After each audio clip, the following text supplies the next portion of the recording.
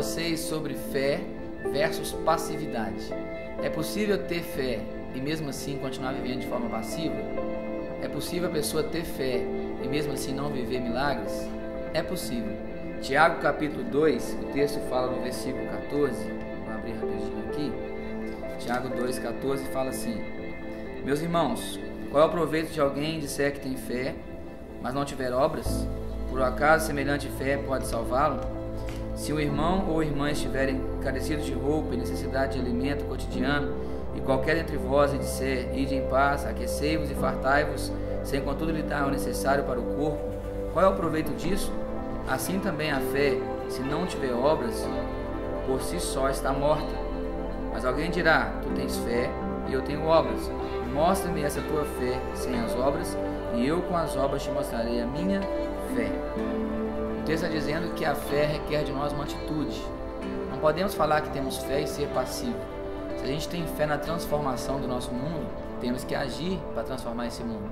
Se a gente tem fé para transformar a nossa sociedade, temos que agir para transformar a nossa sociedade. Se a gente tem fé que nós vamos ser curados, nós temos que agir como se já fomos curados. Não podemos dizer que tem fé e viver como se não tivéssemos fé. Muitas pessoas falam assim, eu creio que Deus cura, mas eu acho que a minha doença Ele não vai conseguir curar. Eu já ouvi pessoas dizerem isso. Eu creio que Deus tem promessa, mas na minha vida não vai acontecer.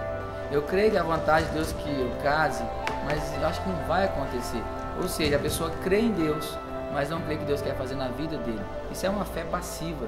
Nós temos que ter uma fé ativa. E eu quero te mostrar isso numa passagem bíblica em Marcos capítulo 9, quando Jesus se depara com uma situação e um pai sai da multidão e fala para Jesus assim, mestre, trouxe-te o meu filho, Marcos 9, versículo 17, trouxe o meu filho, possesso de um espírito mudo, e este, onde quer que o apanha, lança-o por terra. Ele espuma, rilha os dentes e vai definhando. Roguei a teus discípulos que expelissem a eles, e eles não puderam. Então Jesus lhe disse, ó geração incrédula, até quando estarei convosco? Até quando vos sofrerei? Trazei-me. E trouxeram-me. Quando ele viu a Jesus, o Espírito imediatamente o agitou com violência, e caindo ele por terra, revolvia-se espumando. Perguntou Jesus ao pai do menino, há quanto tempo isso lhe sucede? Desde a infância, respondeu, e muitas vezes o tem lançado no fogo e na água para o matar. Mas se tu podes alguma coisa, tem compaixão de nós e ajuda-nos. Ao que respondeu Jesus, se podes, tudo é possível ao que crê. E imediatamente o pai do menino exclamou, com lágrimas, eu creio, ajuda-me na minha falta de fé. Ele diz, eu creio, e ao mesmo tempo ele disse, me ajuda na falta de fé.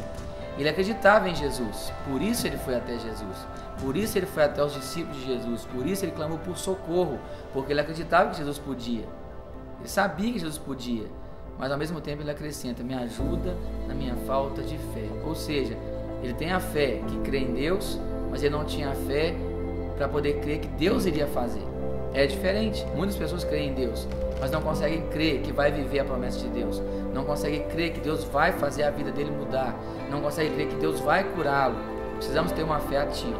Há muitas pessoas hoje que não conseguem mais nem orar, porque o tempo foi passando, aquela promessa, aquele milagre ainda não aconteceu aos seus olhos e ele adoece, não vou mais orar.